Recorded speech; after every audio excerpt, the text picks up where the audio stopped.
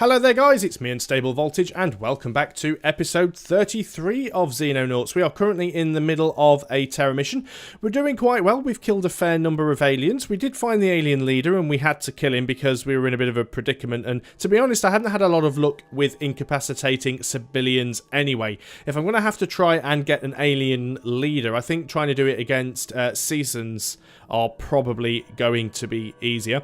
We do have an alien here that we have seen. He could probably cause us a lot of damage. It could cause my tank a lot of damage. And what I may be tempted to do is to actually try and withdraw a little bit and hopefully get into a position where he can't really do much or any damage to me, because he looks like he has one of those rocket launcher type affairs that the aliens have. That is a dead Reaper over there. Got a couple of guys down here as well. Don't know how many aliens are left. We have taken a little bit of damage to one of our assaults, but other than that she is fine. We're actually going to start moving these people towards the front line. I forgot about them at the end of the last video, that I actually hadn't moved everybody forward yet, so let's get everybody up as close to the front as we can. And we're going to end the turn there, let the aliens do their thing. Okay, that looks... well, then that was definitely an alien shooting and hitting a civilian. So there are definitely some more civilians around that we haven't discovered yet. Not sure if all the local forces have survived. There were a fair few of them around before. We can see that guy again now. Now there's a shot that hit the wall there, so I think something over here took a shot. Now I've got a very slight chance of actually being able to hit... oh, we've actually spotted something else. Oh, there's a guy in there, is there? Well, we've got no chance whatsoever of hitting you, but we may be able to, if we're really lucky, get a shot in there. Now, it's partially blocked by the wall, but that isn't going to make a lot of difference if it hits. Wow. These aliens are having a party in there. You've got a 15% block, but you actually managed to hit and kill and suppress the third one. That was a good round. Probably haven't got anybody in a position that can take a shot at him, which is a shame. The tank's not going to get a second shot. He is suppressed and he seems to only have a normal rifle. I'm also convinced that there's some aliens in this area up here as well. So we are going to have to start moving these guys out if we want to deal with that. There could be some more up there also, which is something that I do have to consider. We've also got Shadowhawk, our other sniper, so he's going to come around from this direction. Nothing seen yet. So what do we do with this guy up here? Can we actually get anyone to him to get a shot?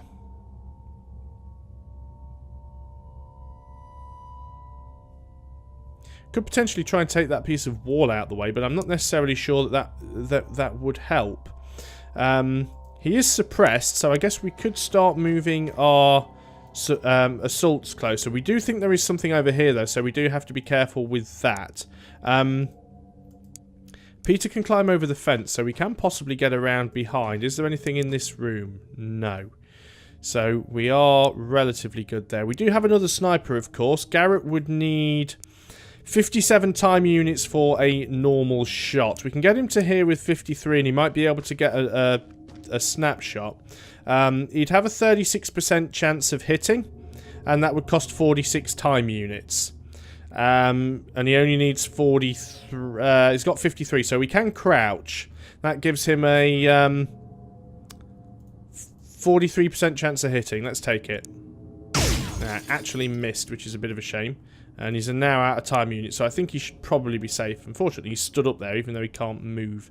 Let's also just move some of our other people forward. We'll try and keep the commander in cover there, where it is safest. Who hasn't moved yet? Just the commander. Okay, let's end the turn and see what he does. Hopefully nothing too drastic. Our tank can probably finish him off.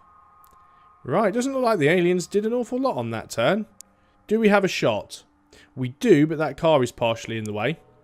And the last thing I want to end up doing is hitting the car and blowing my own tank. What does the tank need? Right, the tank can't actually get through here, which is very annoying because of that parked car. So let's ignore the tank for a little while. What about if we move Stephen up here? You've got a shot. Okay, we did hit it. We did suppress it. We didn't get the kill, though. Missy can actually move a little bit further forwards here. You've got a 34% chance. If you crouch, you've got a 41%. Okay, one dead alien. Now, I'm convinced that there's something over there, so I'm actually going to bring Missy back. Because I do know that there is an alien that we... There's at least one alien that we haven't found yet. Now, why can't you move around that corner? Because there's a civilian there. Good, at least it's not an alien.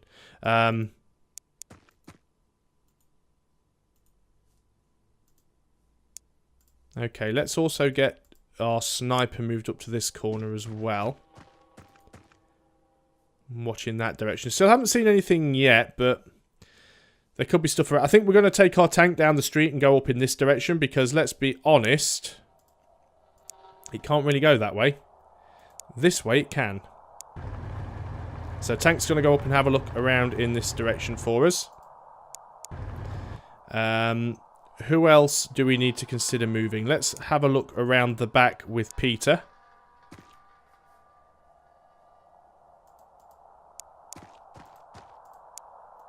Well, looks like we've got all of those guys. Nobody in that room. I don't know why you can't see in that room. You should be able to. Right, we are at the edge of the map. We don't see anything on that edge, so let's put you right behind the wall for safety. Garrett, let's move you a little bit further forward so you've got a better chance of hitting something. We can move up with the commander a little bit. In fact, I think we'll put you up behind this corner. Should be safe-ish. Haven't heard much alien activity, so we've probably got the majority of them. Ah, I say just as one takes a shot at my tank.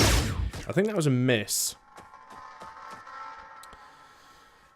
I don't think that was the guy that managed to shoot all the way through this middle bit and hit the civilian over here, though. So there might still be another one in the middle. We do definitely need to take this guy out. He hasn't got all that much cover, actually. Let's take the shot. Right, well, we took his cover out. We didn't get the kill, unfortunately. However, now we know that you are there,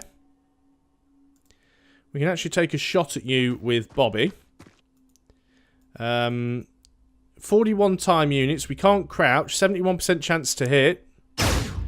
Hit and a kill. Oh, that was in fact the last alien. I didn't think it was going to be. So, Stephen is injured for 2 days, as is Peter. Sweet Cherry Pie took the worst of it and is injured for 8 days.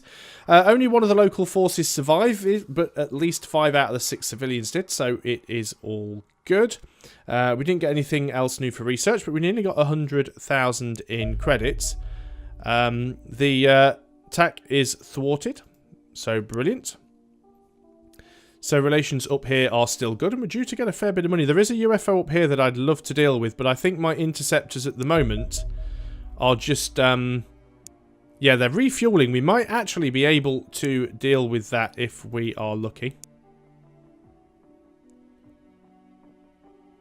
Right. Because it is a bomber with 2 fighters. Intercept. Right, we're going out with the Marauder, the Corsair, and the Foxtrot. We're sending all we've got in the hope we can deal with it. Not sure where it's going. It looks like it's doing some sort of bombing run thing. 100% chance for victory. Okay. Got some alanium and some alien alloys. We've got another UFO down here that we can't deal with. This thing is a size large.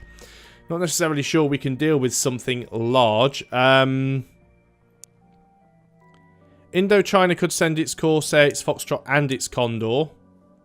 Not necessarily sure sending the Condor's a good idea, because the Condor slows... Yeah, it's escape to space, that's fine.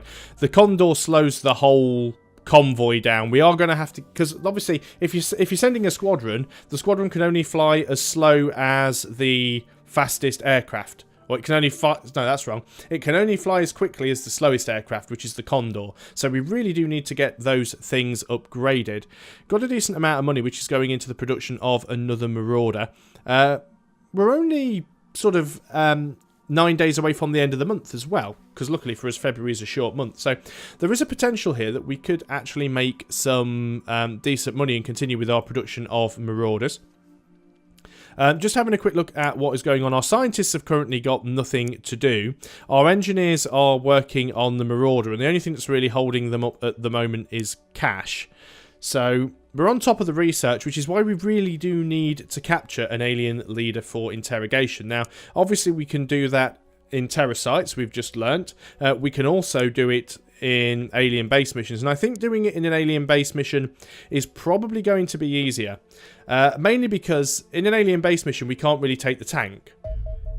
Yeah, Marauder's paused due to financial issues. So, because we can't take the tank, I can take 2 extra soldiers, which means I could bring somebody along with the rocket launcher with the stun rockets. Because that has always been much more useful in the capturing of aliens than using the stun grenades. At least so far it has anyway. We could also try the electroshock grenades. They are supposed to work on, or at least I believe they are. Let's just have a look. Xenonaut weapons. Stun weapons, no. Electroshock grenade. Generates powerful EMP damage on any mechanical unit caught in the blast and stun damage on biological ones.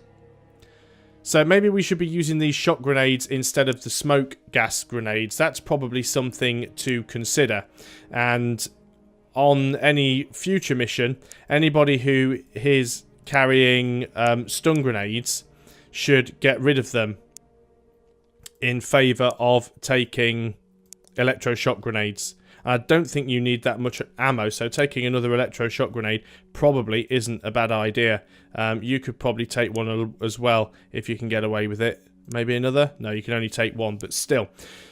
So I think what we'll try and do on the next mission we get, where we do have a leader present, we'll try out the electroshock grenades instead of the smoke gas grenades, because they literally do nothing to civilians. They seem to have a very high resistance to the gas. I don't know how well the electroshock grenades work. I haven't attempted to use one yet. So we have detected a UFO. It is another large one. We are going to attempt to intercept it. We're going to send the Corsair and the Foxtrot. We're going to leave the Condor home. I'm not convinced that we can deal with it. We do have a fighter wing there. We're not going to do anything about the fighter wing. We have an awful lot of UFOs flying around now. We're going to have to centre on some of these and see if we can deal with them. This one here, we are going to see if we can intercept that one, and we can. We're going to intercept that one from our main base, if we can reach it. We've got a research cruiser as well. We're actually being chased by fighters at this point. Return to base. They're probably going to catch up with us. 0% chance for victory here. We can't actually do anything with this. We've got 3 heavy fighters. I can't disengage. I can't auto-resolve. I've got to engage and hope we can do this. Now, they're coming straight for me, which is a really big problem. Now, what's this one? This is my Corsair. The Corsair actually has a very, very short range. My Foxtrot may be able to get a missile or 2 off. We'll see how it goes. Right, we have fired a missile. We've fired off both of our missiles, actually. So you are going to bug out, and you're going to put your afterburner on. You are going to bug out, and you're going to put your afterburner on. Right, we are taking shots. We haven't been hit yet.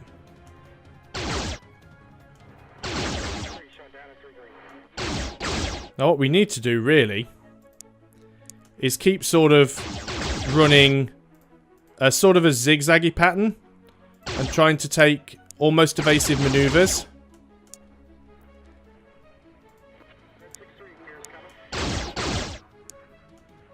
This is going to be very risky. Not convinced we can do it. We do seem to be able to outrun them, though. Our Foxtrot may not be so lucky.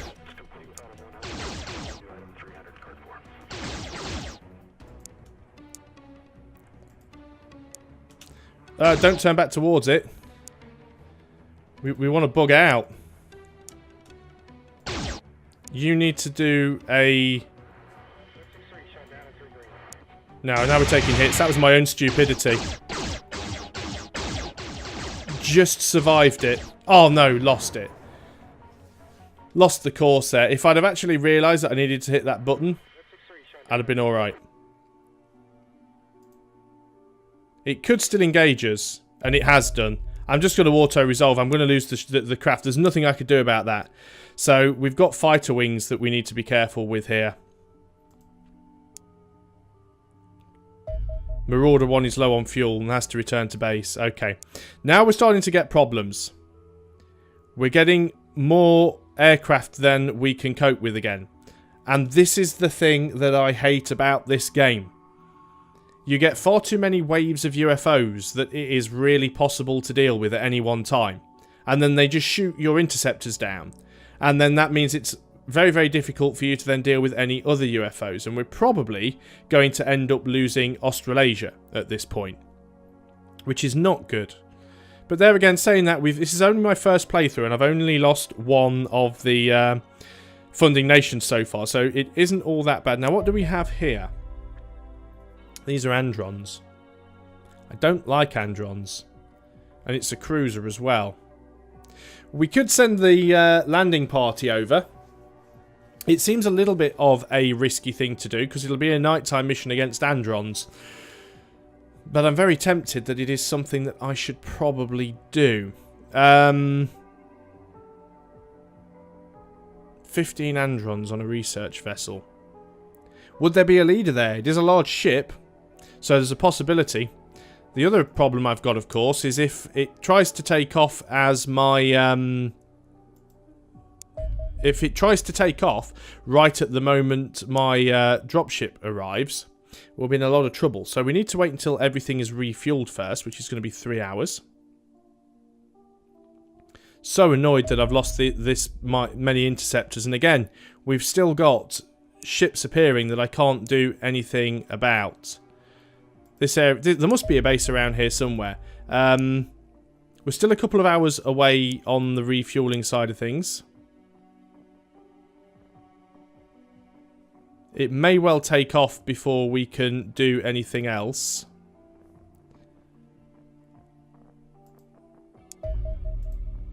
Right, we are ready to go there.